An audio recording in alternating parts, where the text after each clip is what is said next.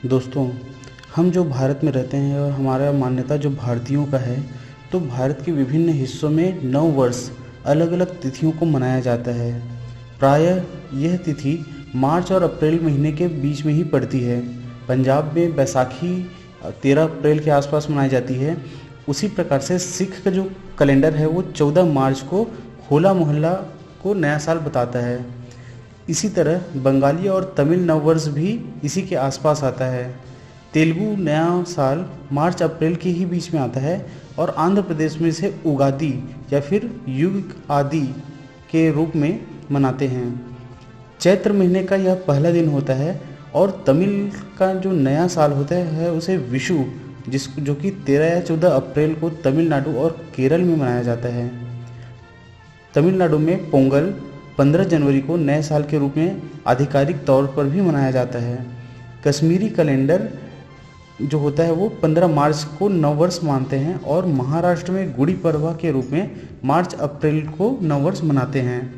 कन्नड़ नया वर्ष उगाड़ी कर्नाटक के चैत्र माह के पहले दिन को मनाते हैं। उसी प्रकार से सिंधी उत्सव चेटी चंड उगादी और गुड़ी पड़वा एक ही दिन पड़ता है। मारवाड़ी नया साल अपना दीपावली के दिन मनाते हैं और गुजराती भी नया साल दीपावली के दूसरे दिन मनाते हैं। इसी प्रकार से जैन धर्म में भी नववर्ष होता है, लेकिन अभी तक यह व्यापक नहीं फैला हुआ है, जो कि अक्टूबर और नवंबर में आती है। बंगाली जो लोग होते हैं वे नया साल पोहेला बैसाखी के रूप में 14 या 15 अप्रैल को मनाते हैं। तो इस प्रकार से आप देखते हैं कि जो हमारा जो नया वर्ष है, जो भारत में जो नया वर्ष मनाया जाता है, वो आमतौर पर अप्रैल और मार्च के बीच में पड़ता है और आमतौर पर यह 14-15 अप्रैल को या फिर मार्च इससे पहले ही हो जाता है। तो यदि हम ऐतिहासिक महत्व देखें तो ऐसा बताया जाता है कि जो चैत्र शुक्ल की प्रतिपदा का जो दिन होता है वो भारत में या फिर हिंदू धर्म में वो न्यू ईयर के रूप में या फिर नए वर्ष के रूप में मनाया जाता है।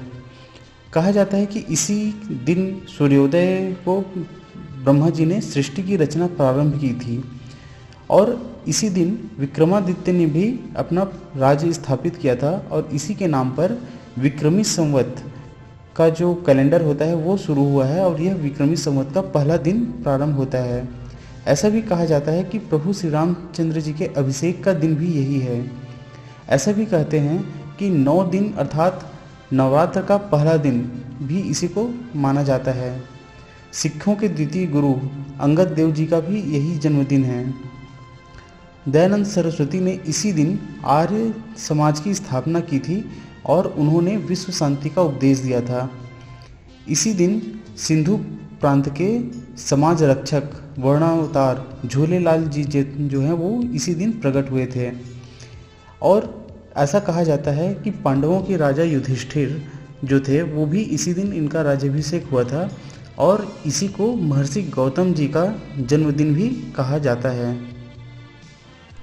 दोस्तों, मैंने आपको अभी तक जो भी गिनाया वह ऐतिहासिक महत्व के रूप में मैं गिना सकता हूँ, पर ऐतिहासिक महत्व तो ऐसे होते हैं जो कि एक साल आते हैं और दूसरे साल उनका वजूद नहीं रहता।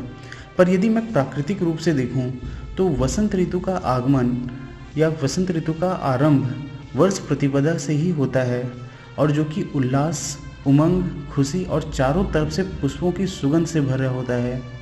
ये फसल पकने का प्रारंभ या फिर किसान की मेहनत का फल देने का भी समय यही होता है।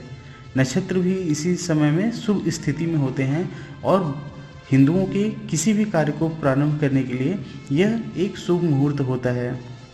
तो हमें एक फटाके फोड़कर या आग जलाकर या शराब पीकर या इस तरह से हुल्लड़बाजी करते हुए नव वर्ष न मनाकर एक दूसरे को परस्पर शुभकामनाएं देकर या झंडे और बैनर लगाकर हम नववर्ष मना सकते हैं। मांगलिक अवसर आने पर हम अपने घरों में अपने धर्म के या फिर अपने भगवा पताका को फहरा सकते हैं। अपने घरों के द्वारों पर हम आम पत्तों की और फूलों की माला सजा सकते हैं। घरों के बाहर हम रंगोली और फूलों की रंगोली बना सकते हैं और उसी प्रकार से हम धार्मिक और सांस्कृतिक कार्यक्रमों का भी इस समय आयोजन कर सकते हैं। हम अपने घरों में पताके लगा सकते हैं, अपने देवताओं को, अपने महापुरुषों के लिए प्रश्न मंच या फिर उनके लिए काव्य गोष्ठी आयोजन कर सकते हैं। हम वाहन रैली निकाल सकते हैं, कलश यात्रा निकाल सकते हैं, कवि सम्मेलन, भजन संध्या या फिर महाआरती का आयोजन कर सकते हैं। और यह दिन जो होता है वो चिकित्सा या गौशाला में सेवा देना या फिर रक्तदान देना, इस प्रकार से अच्छे कामों के लिए हम इसको उपयोग कर सकते हैं। दोस्तों, यदि आपको जानना है कि न्यू ईयर 1 जनवरी को क्यों मनाया जाता है, तो आपको मैं बता दूं कि रोम में एक तानाशाह हुआ था जिसका नाम था जूलियस सीजर। यह जो जूलियस सीजर है वो बहुत ही प्रसिद्ध तानाशाह था और इसकी तानाशाही के बहुत से किस्से हैं जो कि मैं और किसी वीडियो में बताऊंगा। परंतु इन्हीं तानाशाह ने ईसा से 45 वर्ष पूर्व में जूलियन कैलेंडर की स्थापना की थी। उस समय से विश्व में पहली बार 1 जनवरी को नववर्ष उत्सव मनाया गया था। ऐसा करने के लिए जूलियस सीजर को पिछला वर्ष यानी 46 ईसा पूर्व वर्ष को 445 दिनों का करना पड़ा था। अर्थात उन तिथियों को एडजस्ट करने के लिए, उन तिथियों को ठीक से जमाने के लिए उनको अपने पिछले साल को बहुत अधिक बढ़ाना पड़ा था, तब कहीं जाकर यह सेटलमेंट हो पाया था। जूलियस सीजर से पहले जो इनके रोम में या फिर बेबीलोन में जो नव वर्ष का उत्सव है वो 4000 वर्षों से मनाया जा रहा था। पर उससे पहले भी ये त्यौहार 21 मार्च को मनाया जाता था, न कि 1 जनवरी को, जो कि उस समय में वहाँ के वसंत के आगमन की तिथि मानी जाती थी।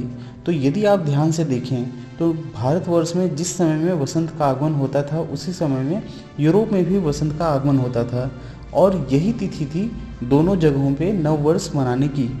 मगर जूलियस सीजर जैसे तानाशाह ने सारे कैलेंडर को बदल कर रख दिया और एक अच्छे दिवस में, एक अच्छे दिन में नव वर्ष मनाने के बजाय उसने 1 जनवरी को, पता नहीं किस कारण से, परंतु उसने 1 जनवरी को नव वर्ष स्थापित कर दिया, जो कि आज भी हम उसी के, उस तानाशाह के बनाए हुए नियमों को आज तक हम उसका पालन करते आ रहे हैं।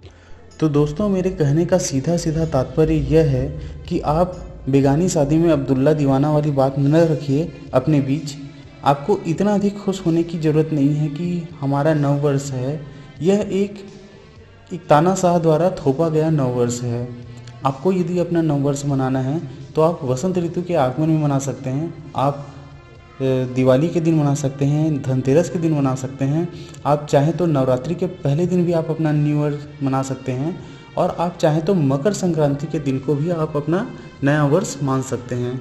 और सभी भारतवर्ष के सभी पर्वों में यह सीधा सीधा उल्लेख है, क्योंकि भारतवर्ष के सभी पर्व तिथि के अनुसार न होकर एक नक्षत्र के अनुसार होते हैं और यह किसी मौसम विशेष के कारण ही आते हैं। जबकि हमारा जो नववर्ष जो आप मनाते हो 1 जनवरी को, उसका कोई विशेष अवसर नहीं होता है और हर साल उस दिन कोई विशेष घटना भी नहीं होती है और एक सर्दी का मौसम रहता है और यह तबीयत वगैरह ख़राब होने का बहुत ज़्यादा चांसेस होते हैं इस दिन। तो मुझे अपने सभी हिंदू भाई बहनों से और भारतीय भाई बहनों से सिर्फ इतना ही कहना है कि आप अपना नव वर्ष अच्छे से मनाएं, परंतु अपने नव वर्ष के दिन मनाएं। किसी दूसरे के, किसी तानाशाह के द्वारा थोपे गए नव वर्ष के दिन आपको आनंदित होने की कोई आवश्यकता नहीं है। जय हिंद, वंदे मातरम, भारत माता की जय।